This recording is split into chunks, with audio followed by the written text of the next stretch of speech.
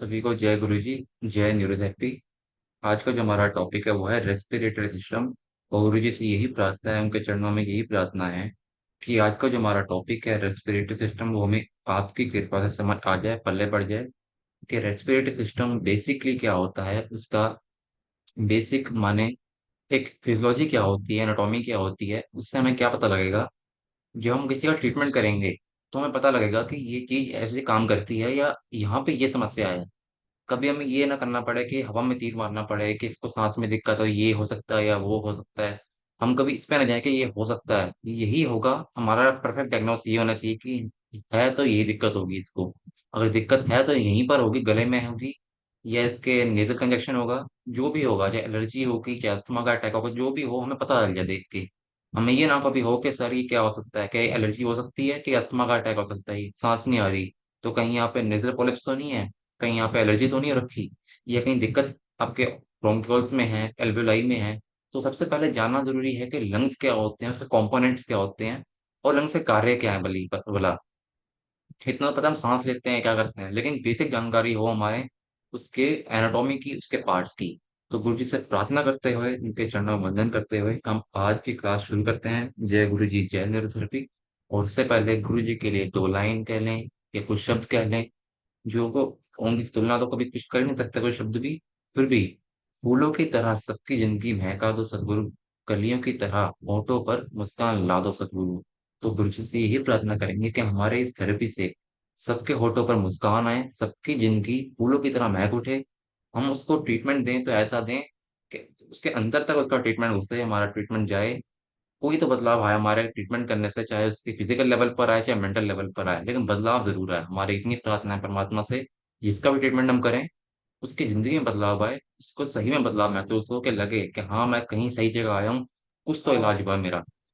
इसी के साथ जैसे पिछले क्लासेस में पहले हमने जाना था कि कौन से सिस्टम होते हैं बॉडी में, सर्कुलेटरी सिस्टम जाना हमने, कि ब्लड है, हमारी हड्डियां हैं, मसल्स हैं, बहुत सारे सिस्टम है बॉडी में, हमने सब जाने। जो आज हम जानेंगे वो है हमारा रेस्पिरेटरी सिस्टम, जो कि मनुष्य के जीवन के लिए सबसे अहम है, सबसे मुख्य है। क्योंकि रेस्पिरेटरी सिस्टम अगर ना काम करे ठीक से तो व्यक्ति की जिंदगी बहुत ही डाउन हो जाती है। एक जो व्यक्ति अस्थमा का पेशेंट है, इसको सांस की दिक्कत है, वह समस्या खुद ही जानता है कि क्या समस्या होती है। कि जब सांस नहीं आती बॉडी में, सांस लेना मुश्किल होता है, खींचकर सांस लेनी पड़ती है, या एलर्जी हो जाती है बहुत ज्यादा, सब सांस में दिक्कत आती है, ये जैसी भी दिक्कत हो लंग्स की, तो बहुत ही बड़ी खतरनाक कंडीशन है ये, जिसमें जूझना बड़ा मुश्किल है। तो हम जानेंगे कि रेस्पिरेटरी सिस्टम होता क्या है। तो respiratory system is a group of organs और tissue that helps you breathe, यानी कि ब्रीथ करने वाले, सांस लेने में। अभी हमने सांस लिया तो सिर्फ लंग्स काम नहीं करते इसमें, लंग्स के साथ साथ यहाँ से ट्रैकिया है, हवा यहाँ से जाएगी अंदर जाएगी, अंदर से वहां पे एल्वियोलाई तक जाएगी, वहां पे एसिड और बेस का बैलेंस होगा। CO2 बाहर निकालेगा, ऑक्सीजन एब्जॉर्ब करेगा, फिर लंग ब्लड को वो साफ करेगा, ब्लड का पीएच भी मेंटेन करेगा। तो it's primary function is to deliver oxygen to the blood stream and remove carbon dioxide from the body, यानी कि बॉडी में से कार्बन डाइऑक्साइड को बाहर फेंकना और ब्लड में ऑक्सीजन की मात्रा को बढ़ाना।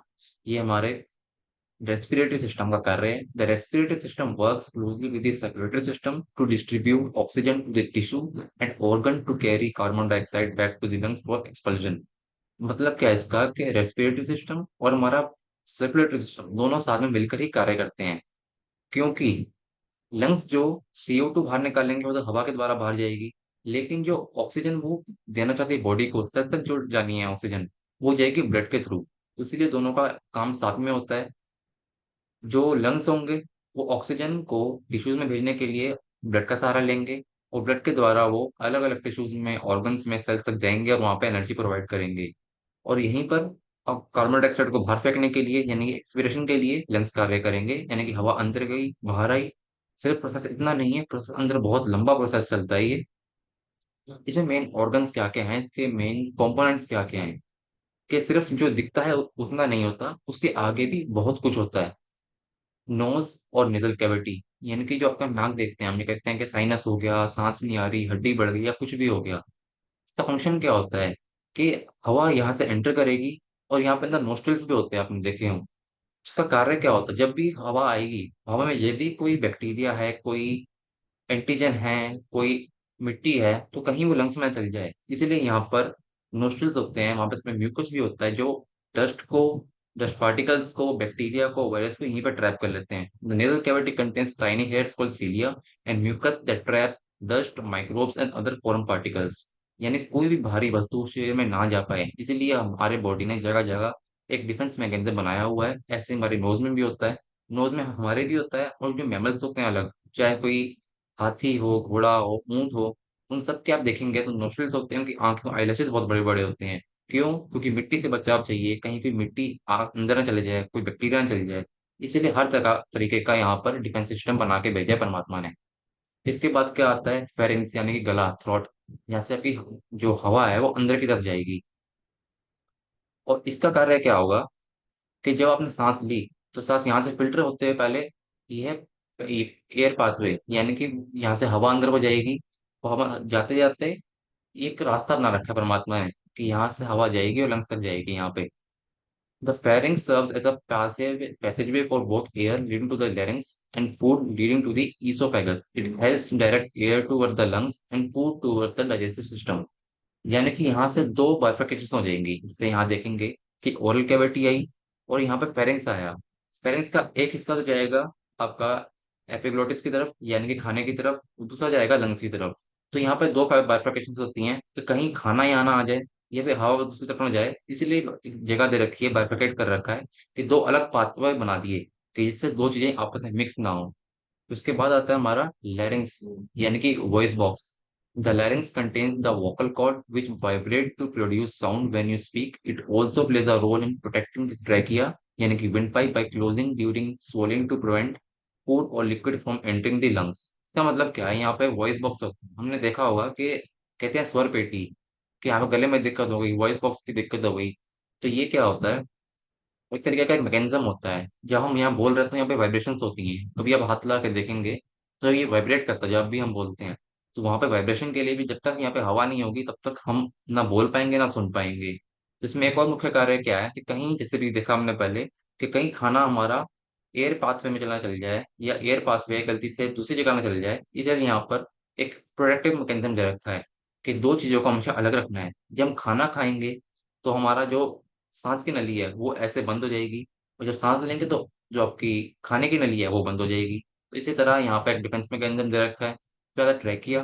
The trachea is a tube that connects the larynx to the bronchi. It is the line with cilia and mucus to trap and expel any remaining particles in the air. The trachea is supported by C-shaped cartilage rings that help to open during breath. इसका मतलब क्या होता है? Trachea एक नली है, लंबी pipe की तरह है, जो कि हमारे लैरिंग्स यानी कि स्वर पेटी को, हमारे ब्रोंका है यानी कि जो बाइफरकेट होकर लंग्स की तरफ जाता है, यहाँ पर जो बाद में ब्रोंक्यूल्स बनते हैं, उसको आपस में जोड़ता है। और इसकी जो लाइनिंग होती है, यानी कि जो ये ट्रैकिया यानी विंड पाइप की जो लाइनिंग है, वहां पर म्यूकस है और सीलिया है। सीलिया यानी कि हेयर्स है वहां पर, जैसे हमने देखे नॉस्ट्रल जैसे होते हैं, वैसे सीलिया छोटे छोटे हेयर्स हैं। और वहां पे म्यूकस है। क्यों? क्योंकि अगर बाई चांस कोई बैक्टीरिया आया, वायरस आया, माइक्रोब आया, एंटीजन आ गया, कोई डस्ट पार्टिकल आ गया, तो वो लंग्स तक ना पहुंचे, यहीं पर ट्रैप हो जाए। इसीलिए आप देखेंगे जब भी किसी को डस्ट, कोई कहीं पे कोई धूल मिट्टी की जगह जाता है, कोई धूल मिट्टी के वहां पे जाता है, तो उसको बार बार नजला हो जाता है। हम कहते हैं धूल मिट्टी वाली जगह पर गया तो नजला हो गया। वो क्यों हुआ? क्योंकि बॉडी ने डस्ट को यहीं पर ट्रैप कर लिया, गले में ट्रैप कर लिया, और क्योंकि उसको बाहर निकालना है, इसीलिए वो बॉडी का मैकेनिज्म है उसको बाहर निकालने का कि नजला हो गया, नजले के थ्रू वो डस्ट पार्टिकल को बाहर फेंक रहा है। सिंपल सा एक बॉडी का मैकेनिज्म है। लेकिन जब भी किसी को ऐसा होता है, तो आजकल एक बड़ी सिंपल दवाई चलती है सिट्राजिन नाम की। जब भी किसी को ऐसी एलर्जी छोटी मोटी होगी या कोई डिफेंस मैकेनिज्म होगा बॉडी का, सिर्फ डस्ट पार्टिकल्स को बाहर निकालने के लिए, तो लोग क्या करते हैं? दवाई ले लेंगे। एक बार हुआ फिर दवाई ले ली, फिर कभी बाई चांस कभी फिर हो गया तो फिर से दवाई ले ली, क्योंकि उसमें कंजेशन होता है पूरे आपके म्यूकस मेम्ब्रेन में। क्यों? क्योंकि इसको बाहर निकालना है। अगर बाहर नहीं निकालते, बॉडी ऐसा नहीं करेगी, तो अंदर वो बीमारी बन के पैदा लेगा। तो लेकिन हमेशा पेशेंट को ये बात बोलिए कि छोटी मोटी समस्या हो, कोई छोटा मोटा सर्दी भी हो गई, छोटी मोटी कोई ऐसी नजले की दिक्कत भी हो गई, तो कभी इसको दवाई से सप्रेस ना करें। क्योंकि हमने एक बार सप्रेस किया, दो बार किया, तीन बार किया, तो वो जो म्यूकस बाहर निकलना था वो बाहर निकला नहीं, और वो अंदर ही जम गया। वो अंदर ले रहने से बार बार उसको, कई लोगों में देखा गया है ऐसा कि उनको कार्डियक अस्थमा डेवलप हो जाता है। जो लोग एक्चुअली बहुत ज्यादा दवाइयां लेते हैं, कि उन्होंने बार बार जब जुकाम हुआ ऐसा, जब म्यूकस बाहर आ रहा था उसको साफ साफ सफाई के लिए, तब उन्होंने दवाई देकर उसको रोक दिया और वो अंदर ही रह गया। तो ये चीज का हमेशा ध्यान रखिएगा जब पेशेंट आए, तो उससे पूछेगा कि कभी आपने ऐसा तो नहीं किया, कभी सप्रेस किए हो आपने, कभी छोटे मोटे नजले होते हो उसको अपने दवाई से दबाया हो। तो अगर वो करता है ऐसा तो उसको मना करना है, आगे के लिए रोकना है, और कहना है कि आगे से आपको दवाई नहीं लेनी। हम पॉइंट बता देंगे अपने, ये कोई छोटा मोटा होम रेमेडी कर ले, उसके द्वारा वो उसको रोके, लेकिन दवाई से ना रोके, क्योंकि दवाई से वो उतना बढ़ेगा बाद में आके। और उसमें एक और चीज है कि जो लैरिंग्स होता है ये ऐसे राउंड होता है, और यहाँ पर जो हड्डी होती है वो ऐसे सी शेप में होती है, ओ नहीं होती, पूरी राउंड नहीं होती, ऐसे दो होती हैं ऐसे। वो इसीलिए है कि कोई कोलैप्स ना कर जाए, कभी हम निकल रहे हैं यहाँ से, कोई ऐसे ऐसे किया तो हवा अंदर जा रही है बाहर आ रही है, अंदर जा रही है बाहर आ रही है, तो उसमें वो कोलैप्स ना कर जाए, पूरी तरह कोलैप्स ना करे। हल्का फुल्का होगा तो वो झेल लेगी, लेकिन वो सी शेप इसलिए कि कहीं पूरी तरह कोलैप्स ना कर जाए वो। अगर ओ होगा तो बिल्कुल ही नहीं वो कंट्रोल कर पाएगी अपने आप में, इसलिए उनमें सी शेप होती है। और the trachea C shape cartilage जो कि सपोर्ट देने के लिए काम करती है मेनली। फिर आता है ब्रोंकाई और bronchioles. The trachea divides into two bronchi, one leading to each lung. दो ऐसे नदी निकल जाती है जो हम कहते हैं ब्रोंकाई, और वो दोनों लंग्स की तरफ जाती हैं। These bronchi further divide into smaller bronchioles within the lungs, creating a tree-like structure that distributes air throughout the lungs. ये जो अब ट्रैकिया यहाँ से आया, यहाँ से आके ऐसे बाइफरकेट हो गया ये दो बाइफरकेशन कहते हैं हम ब्रोंकाई। ब्रोंकाई क्या करेगा, इसकी जो उन्होंने व्याख्या दी है वो बोलते हैं कि पेड़ की तरह है ये। जैसे अगर हम देखें तो पेड़ की शाखाएं जैसी होती हैं, पेड़ ऐसे ऐसे बढ़ रहा है, फिर शाखाएं उसकी निकलती गई, फिर एक बड़ी शाखा से फिर छोटी शाखा, फिर उससे छोटी, फिर उसमें पत्ते, फिर ऐसे करते करते ब्रोंकियोल आया, ब्रोंकियोल में फिर आपका एल्वेोलाई आया। इसी तरह इसकी व्याख्या जो है पेड़ की तरह बताई गई है। तो हम जब समझेंगे तो देखेंगे कि यहाँ पे ऐसे आके बाइफरकेट हुआ, फिर वहां पर दो ब्रोंकियोल्स दोनों लंग्स में आए, ताकि दोनों लंग्स में एक जैसा हम एयर को डिस्ट्रीब्यूट कर सकें, दोनों लंग्स में एक साथ। फिर आते हैं हमारा लंग्स, जो हमारे टिश्यूज है लंग्स के जो, the lungs are the primary organ of the respiratory system. They are responsible for the exchange of gases, oxygen and carbon dioxide between the air and the bloodstream. Each lung is divided into two lobes, three on the right, two on the left. Two left में इसलिए क्योंकि यहाँ पे आप देखेंगे तो यहाँ पे हार्ट आता है, हार्ट की वजह से यहाँ पे थोड़ा सा कंप्रेशन दे रखा है। तो लंग्स का कार्य क्या है, लंग्स का एक प्राइमरी ऑर्गन है वो, यानी कि सबसे मेन ऑर्गन है, उससे पहले भी सारे चाहिए हमें, क्योंकि अगर यहाँ पे कोई दिक्कत होगी, हल्की यहाँ दिक्कत होगी, यहाँ दिक्कत होगी, तो भी अंदर दिक्कत जाएगी।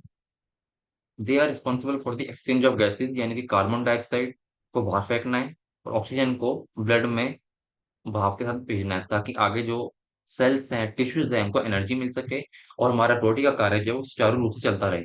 अब मान लीजिए अगर किसी को दिक्कत है नेजल कंजेशन की, उसको उसमें भी सांस ना आ रही हो, हम बोले कि नहीं इसको अस्थमा हो गया, तो वहां पहचान कैसे होगी? तो हमेशा याद रखिए जिसको एलर्जी होगी उसको नेजल, आपका जो साइनस वाला एरिया है, साइनस कैविटी जो है वहां पर उसको कंजेशन मिलेगी हमेशा, जिसको एलर्जी होगी मेनली। लेकिन जिसको अस्थमा होगा उसको मेनली लंग्स में ही दिक्कत आएगी, सांस खींचने में ही दिक्कत आएगी।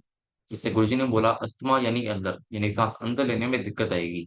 तो वो लंग का मेन कार्य क्या है, ऑक्सीजन और कार्बन डाइऑक्साइड का आदान प्रदान करना। और दोनों लंग्स में ये एक साथ ऐसा चलता है। खून लंग्स में आया, वहां से उसने ऑक्सीजन को उठाया, और जहां पर चाहिए था वहां पर जाके गया, और सेल्स में वो ऑक्सीजन को प्रोवाइड किया। उसके बाद है एल्वोलाई। सबसे मेन है alveoli. Alveoli are tiny sacs located at the end of the bronchioles. They are surrounded by a network of capillaries and are site of gas exchanges. Oxygen from the air passes through the walls of the alveoli into the bloodstream, and carbon dioxide from the blood passes into the alveoli to be exhaled. इसका मतलब क्या है, जब हम सांस लेते हैं तो भी एल्वोलाई ऐसे फूल चुकी है, सांस छोड़ी तो एल्वोलाई रिलैक्स हो गई है। इसका कार्य क्या है एल्वोलाई का, कि अगर एल्वोलाई ये एक है, उसके आसपास कैपिलरीज कैपिलेट्स हैं। कैपिलरी का मतलब होता है बहुत ही महीन, बिल्कुल बाल बराबर की नसें, यानी कि आर्टरी हो गई, जो बिल्कुल ही छोटी हैं, मतलब हमारे उधर दिखे भी ना, लेकिन इतनी छोटी छोटी होती है, इसने पूरा ऐसे सराउंडिंग कर रखी होती है, घेरा हुआ होता है। अब क्या होगा, जब भी हम सांस लेंगे और आपका जो ब्लड का सर्कुलेशन सिस्टम है वो चलता रहेगा, तो क्या होगा, एल्वुलाई के जब प्रोडक्ट में ब्लड आएगा, तो एल्वुलाई ब्लड में से कार्बन डाइऑक्साइड को खींच लेगी, और उस कार्बन डाइऑक्साइड को हवा के द्वारा बाहर भेज देगी। और एल्वुलाई में जो ऑक्सीजन है, उस ऑक्सीजन को वो ब्लड स्ट्रीम में भेज देगी। वह ब्लड स्ट्रीम में जब ऑक्सीजन पहुंचेगा, तो जहां पर सेल्स में जरूरत है वहां पर उसको प्रोवाइड किया जाएगा। एल्वुलाई का काम इतना है कि वो ऑक्सीजन और कार्बन डाइऑक्साइड के आदान प्रदान में मदद करता है। जैसा यहाँ पर दिखा रखा है कि ऑक्सीजन को वो ब्लड स्ट्रीम में छोड़ेगा और कार्बन डाइऑक्साइड को उठाकर वो हवा के द्वारा बाहर निकाल देगा। इसका काम इतना ही है कि ये इनहेलेशन और एक्सहेलेशन में कार्य करता है मेनली। और जैसा हमने देखा था कि हेपारिन भी इसी जगह पर बनता है, क्योंकि यहाँ की जो ब्लड स्ट्रीम है बहुत ही पतली है और वहां पे ऑक्सीजन के मॉलिक्यूल्स भी आते जाते रहेंगे। तो कहीं वहां पर कोई क्लॉटिंग ना हो जाए, इसलिए वहां पर मास्ट सेल्स हैं। मास्ट सेल से बनेंगे आपके हेपारिन, जो कि हम इसलिए हेपारिन फॉर्मूले में 8 ओनली का प्रयोग करते हैं।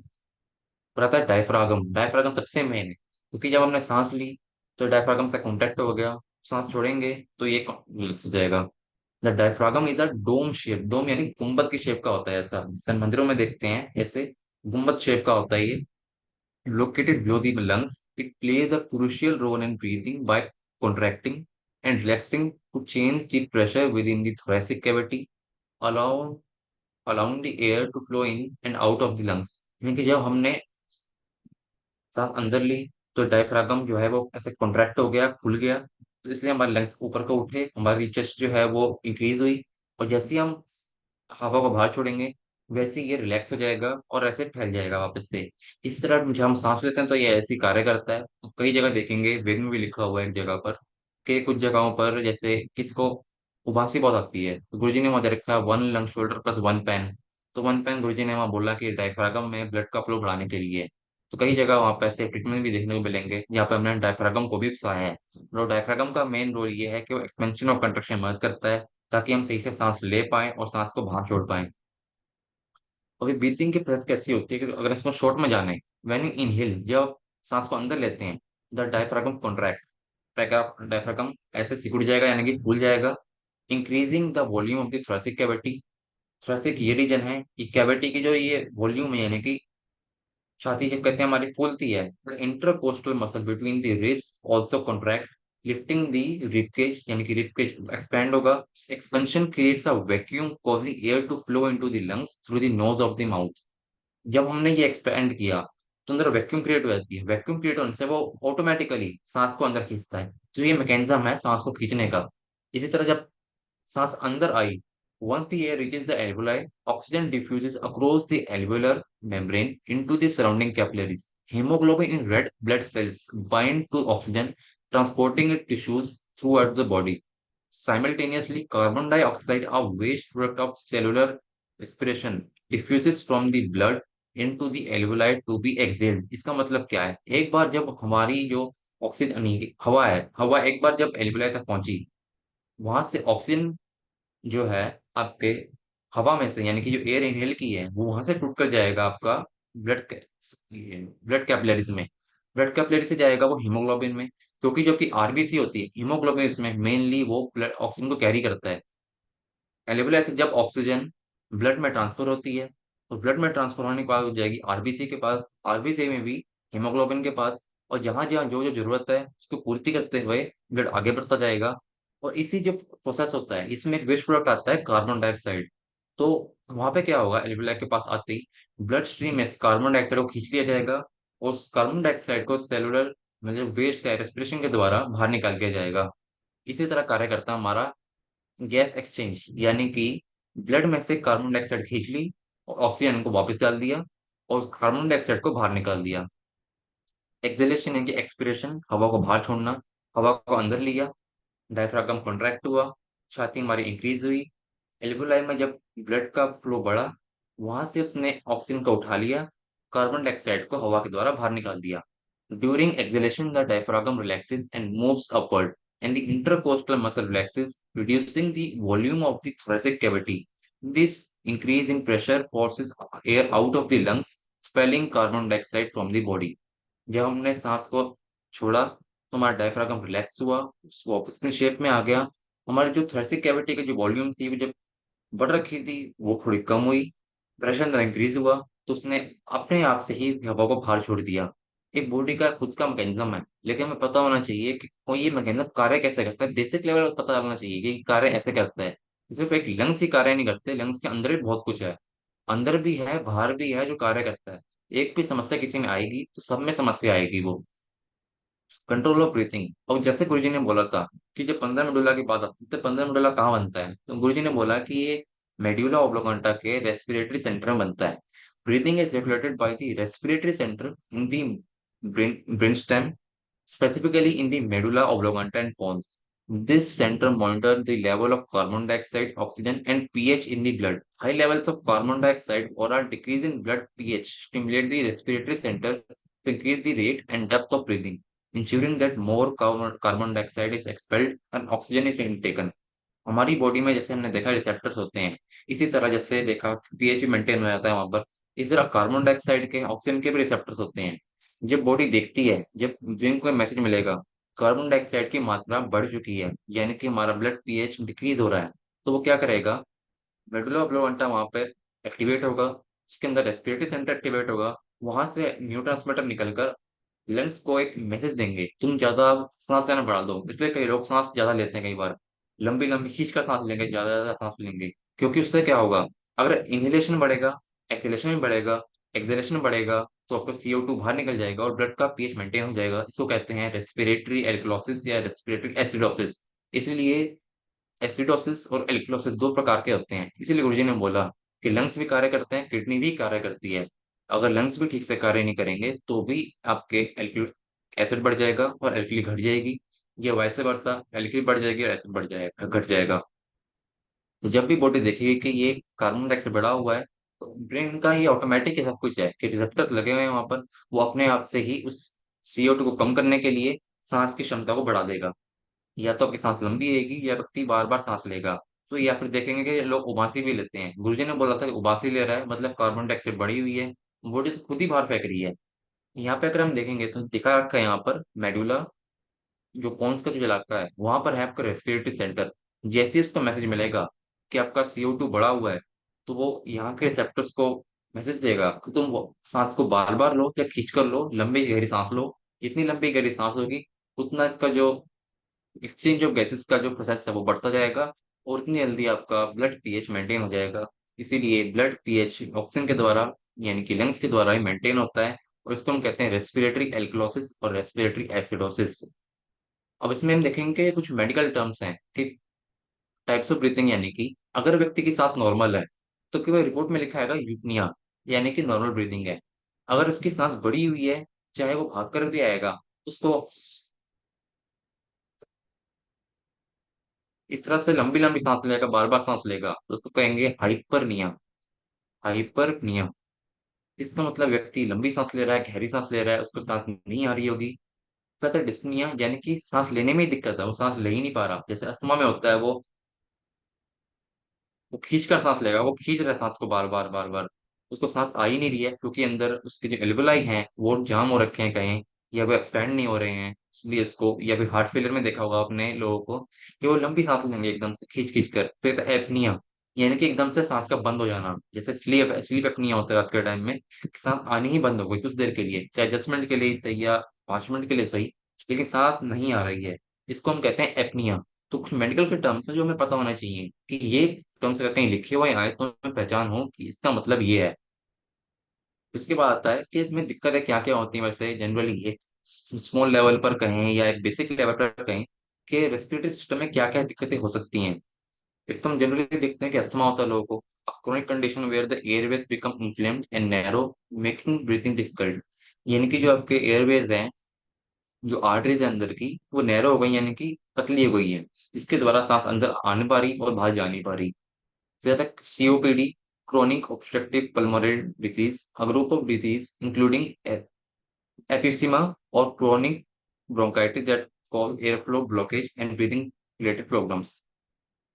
COPD में क्या होता है, ये भी दिक्कत है, लेकिन इसके लिए देखना पहले जरूरी है कि पेशेंट को कहीं ऑटो इम्यून तो नहीं है। ऐसी समस्याओं में हमेशा थैमस को ब्लॉक रखना चाहिए। अगर निमोनिया इन्फेक्शन जिसमें हमारा कहते हैं कि लंग्स में पानी भर गया, इसमें हमारा एंजियोटेंसिन बहुत अच्छा काम करता है, चाहे निमोनिया 10 साल पहले भी क्यों ना हो रखा हो, बच्चे को क्यों ना हो रखा हो, तो वहां भी हमारा एंजियोटेंसिन अच्छा काम करता है। लेकिन पेशेंट को हाई बीपी नहीं होना चाहिए, अगर हाई बीपी है तो पहले इसको कंट्रोल करना चाहिए, या एंजियोटेंसिन में 1 लंग शोल्डर कर देना चाहिए। ये TB हो सकता है लोगों को, उस इंसान को, या लंग्स में कैंसर हो चुका है। फिर आता है कि स्मोकिंग की वजह से भी हमारे लंग्स बहुत ज्यादा खराब होते हैं। Smoking is significant risk factor for many respiratory disease. Smoking करने से क्या हुआ, हमने देखा सीरिया यहाँ पर एक लेयर है, यानी कि इसमें छोटे छोटे एक बाल टाइप का है, या वहाँ पे म्यूकस की लेयर है, वो पूरी खराब होती है। ब्रोंकाइटिस हो गया, लंग्स कैंसर हो गया, स्मोकिंग की वजह से होता है। और इसमें एक और चीज है कि यदि हम स्मोकर ने जो चेन स्मोकर है, इस जो स्मोकिंग कर रहा है, उसने जो एयर बार फेंकी, उसको इनहेल करने से भी हमारे अंदर दिक्कत आएगी। ये भी आप जान लीजिए। इसलिए यहाँ पर लोगों को, ज्यादातर लोगों को लंग्स में समस्या अपने आप हो जाती है। कुछ दिक्कत भी नहीं की, कुछ लिया नहीं, कुछ किया नहीं, लेकिन फिर भी लंग्स में दिक्कत है। वो इस वजह से है क्योंकि जो बात पोल्यूशन है उसका असर भी हमारे ऊपर पड़ता है। इन्वायरमेंटल फैक्टर हमने देखे कि मान लीजिए कोई फैक्ट्री में कार्य करता है, किसी की हवाई, यहाँ की पोल्यूशन है इतना ज्यादा, सिटीज है वहाँ पर पोल्यूशन बहुत ज्यादा है, तो वहाँ पे समस्या आती है लोगों को कि उनको लंग्स में दिक्कत आ जाती है ऑटोमेटिकली। या हवा, या धूल मिट्टी बहुत ज्यादा है, तो बॉडी इसको ट्रिगर कर जाती है, इसलिए लोगों को एलर्जी बन जाती है। तो हम देखेंगे न्यूरोथेरेपी में लंग्स या उसको उकसाने के लिए या उसके आसपास के मसल्स को क्या पॉइंट देकर उकसाते हैं। सबसे पहला पॉइंट है बैक एरो। लंग्स के रक्त संचार को बढ़ाने के लिए तथा श्वास संबंधित बीमारियों को ठीक करने के लिए, जो हम बैक एरो पीछे 18 बैक एरो या वहाँ पे 6 लिखा होता है। एक है रामन ट्रीटमेंट। रामन ट्रीटमेंट से हमारा जो प्लूरा मेम्ब्रेन है यहाँ की, ये दिखाई, लेकिन पेरिटोनियम का नाम, जब यहाँ पे थी तो यहाँ प्लूरा है। जब हार्ट की हम देखते हैं तो पेरिकार्डियम होता है। जब यहाँ एब्डोमेन में आती है तो पेरिटोनियम का नाम आता है इसका। तो हम रामन ट्रीटमेंट से भी लंग्स को बहुत अच्छा रिजल्ट मिल पाता है। On the spine, beside the spine या round the spine. On the spine vertebra यानी रीढ़ की हड्डी के मन के अगर अपनी जगह से हट गए हैं, उनको अपनी जगह पर लाने के लिए और ऑक्सीजन फॉर्मूला में उपयोग करने के लिए। बिसाइड द स्पाइन, रीढ़ की हड्डी के दोनों तरफ के 31 जोड़ी स्पाइनल नर्व्स को, उनके उनको उकसाने के लिए ऑक्सीजन फॉर्मूला में उपयोग करते हैं। जितनी बार लिखा है उतनी बार देना है। प्रतः राउंड एरो, सीएसएफ के प्रभाव को संचालित करने के लिए। इससे म्यूकस जीरो का दर्द कम होता है, तो ये शायद एसिड को कम करता है। 31 जोड़ी स्पाइनल नर्व्स जो रीढ़ की हड्डी के मनकों के दोनों बाजू में है, उनको उकसाकर सारे शरीर के रक्त तथा नर्व संचार को ठीक से करने के लिए। जब चेस्ट ओनली और राउंड एरो साथ में देंगे तो ये एसिड एल्कली को बैलेंस करता है। प्रतः स्ट्रेच, उंगलियों के छोरों पर जोर देकर उन्हें बाहर की ओर खींचा जाता है, जिसके कारण यह गर्दन के मांसपेशियों को रिलैक्स करता है। ये सांस की तकलीफों में जबरदस्त कार्य करता है। अतः अस्थमा, ब्रोंकाइटिस और ऑक्सीजन फॉर्मूला में इसका उपयोग होता है। दोनों बाजू एक ही साथ देने की जरूरत नहीं है, पहले बाइट साइड देंगे फिर राइट साइड देंगे, लेफ्ट फिर राइट। अतः एच एरो जो हम यहाँ देते हैं T1 T2 के नर्व सुखाने के लिए एवं ब्रेन संबंधित प्रॉब्लम के लिए। सांस संबंधी या कान, आंख और क्रेनियल नर्व के प्रॉब्लम्स के लिए हम ये देते हैं। फिर आगे आता है हमारा एक एलिमेंट्री वेद भाग 4 पेज नंबर 35 में। ये दिख जाएगा हमारे को अस्थमा के सेक्शन में। अस्थमा का जो सेक्शन है उसके पीछे वाले पेज पर आइए। बैक एरो सीधे लंग्स की ब्लड सप्लाई को बढ़ाता है, इसलिए इसका नाम ब्लड सप्लाई टू लंग्स भी है। एच एरो जो है वो T1 के आसपास के नर्व्स को उकसाएगा, जो कि ट्रैकिया यानी श्वास नलिका को सप्लाई जाती है। चेस्ट ओनली, ये छाती के सामने के लंग्स के भाग यानी कि ये वाले भाग को उकसाएगा। पहली बार हम शरीर के संतुलन को रखने के लिए लंग्स के दोनों बाजुओं को उकसाते हैं, बाद में लेफ्ट चेस्ट ओनली देकर सिर्फ राइट साइड को कम करते हैं। इसका मतलब क्या है, जब हम वैसे तो देंगे, अगर 4 चेस्ट ओनली लिखा है तो 12 इधर 12 इधर, लेकिन बाद में गुरुजी ने क्या देखा कि अगर लेफ्ट साइड में देंगे तो यहाँ से एसिड कम हो रही है, और अगर राइट राइट साइड में देंगे तो यहाँ से एल्कली कम हो रही है। तो चेस्ट ओनली जब आगे के भाग को उकसाएगा, और जब आपका बैक एयर होगा पीछे के भाग को उकसाता है, फुल लंग्स को। स्ट्रेच, सांस आसानी से लंग्स के अंदर जाने के लिए ये जरूरी है कि गर्दन के मसल अच्छी तरह से रिलैक्स हो पाए। अगर गौर से देखें तो आपको पता चलेगा कि अस्थमा के पेशेंट के गर्दन में एक प्रकार का जकड़न जैसा होता है, वो सही में होता भी है उन लोगों को। अस्थमा के पेशेंट को देखेंगे तो उनको ये पूरा ऐसा जकड़ा हुआ लगता है, यहाँ से पूरा चेस्ट भी झुकी हुई लगती है। कुछ लोगों के कान कंधों के बहुत नजदीक होते हैं, जो एक सूचक है कि गले के मांसपेशियां बहुत कड़क हैं। 6 स्ट्रेच में हम काफी जोर देकर हथेलियों और उंगलियों को दबाते हैं, तो गर्दन के मसल रिलैक्स होते हैं, जिससे सांस आसानी से अंदर आ सकती है। तो हमारे जो पॉइंट्स हैं बहुत सारे, एच एरो हो, चेस्ट ओनली हो, स्ट्रेच हो या बैक एरो हो, ये सारे कार्य करते हैं हमारे लंग्स पर। और लंग्स पर कार्य करने से हमारे लंग्स के कार्यों को ये ठीक करते हैं। तो इसमें सबसे अच्छा यही है कि जब भी ट्रीटमेंट दें, पहले ट्रीटमेंट देख लें कि इसको दिक्कत क्या है। कई बार होता है कि पेशेंट को हो सकता है कोई अनवांटेड ग्रोथ हो, कैंसर हो चाहे ना हो, लेकिन जानना अच्छा है कि इसको कोई दिक्कत नहीं है। इसके बाद आता है कि जनरली हम क्या करें। जनरली खुद के लिए, पेशेंट के लिए जनरली क्या बताएं कि तुम क्या करो जिससे तुम्हारे लंग्स हेल्दी रहें, सांस अच्छी आती रहे, कोई दिक्कत ना हो। इसमें मेनली जो देखा है हमने, एक 5-15 5 मेडुला, इससे सांस की समस्याओं में बहुत अच्छा परिणाम देखने को मिला है। लेकिन वही है कि पहले उसकी कंडीशन देख लें कि कहीं उसको 15 मेडुला से दिक्कत तो नहीं होगी या 5 मेडुला से दिक्कत ना हो। कई लोगों में टू फिंगर WD एक बड़ा एक नया खोज है, बिल्कुल ही नया खोज का है, या हमने जो अब देखा है नया नया, कि टॉपिंग WD देने से भी चेस्ट कंजेशन ठीक होता देखा गया है। चेस्ट कंजेशन भी कई लोगों में, जिन्हें डब्ल्यूडी में दर्द बना रहता है, उनमें सिर्फ डब्ल्यूडी टू फिंगर में देने से ही चेस्ट कंजेशन में बहुत ही अच्छा राहत आता है। चाहे चेस्ट कंजेशन हो, भारीपन हो, दर्द हो या सर में दर्द हो, सिर्फ टू फिंगर डब्ल्यूडी, चाहे 62 फिंगर डब्ल्यूडी देते ही इसको बहुत अच्छा रिलीफ मिला है। चाहे ऑप्शन ट्रीटमेंट हो जो कि क्लासिक ट्रीटमेंट है, लंग्स को और बेहतर करने के लिए, समय समय पर किडनी क्लियर टॉक्सिन्स को बाहर निकालने के लिए, और साथ में हमारा पॉइंट लीवर NaN, ये न्यूट्रल ट्रीटमेंट हमारे लंग्स को हेल्दी रखने में हमारे लिए बहुत ही अच्छा कार्य करेगा। लेकिन इसमें सबसे अच्छा है जो सेल्फ ले सकते हैं हम, वो है 5-15-5 न्यूट्रल ट्रीटमेंट पॉइंट लीवर। ये कई बार लोगों में वन पैरा कार्य करता है बहुत बढ़िया। हर पेशेंट का अपना डिपेंड करता है, लेकिन एक जो हमने बेसिक देखा है ये, वो ये इतना ट्रीटमेंट है कि ये कोई भी ले सकता है। सब में ये बहुत अच्छा कार्य करता है। तो इसी के साथ हमारी ये क्लास बेसिक क्लास है बिल्कुल अभी ये, इसको और आगे बढ़ाने के लिए अभी हम आज के लिए जाएंगे आपसे विराम। बहुत बहुत धन्यवाद। गुरु जी के लिए दो शब्द बोलते हुए, सबके जीवन से गम सदा के लिए मिटा दो सतगुरु, हम सबकी झोलियां खुशियों से भर दे दे मेरे सतगुरु। हमारी खुशियां झोली भर दो। हमारे साथ जो भी जुड़े, चाहे पेशेंट हो या कोई भी दोस्त हो, सादा संबंधी हो, सबकी खुशियों में वृद्धि हो, उनका जीवन अच्छा हो, वो हमेशा स्वस्थ रहें, निरोगी रहें, ऐसी हमारी मंगल प्रार्थना है। इसी के साथ जय गुरु जी, जय न्यूरोथेरेपी। गुरु जी का धन्यवाद, परमात्मा का धन्यवाद, सभी का धन्यवाद, बहुत बहुत धन्यवाद। जय गुरु जी, जय न्यूरोथेरेपी। जय गुरु जी, जय निरंतर।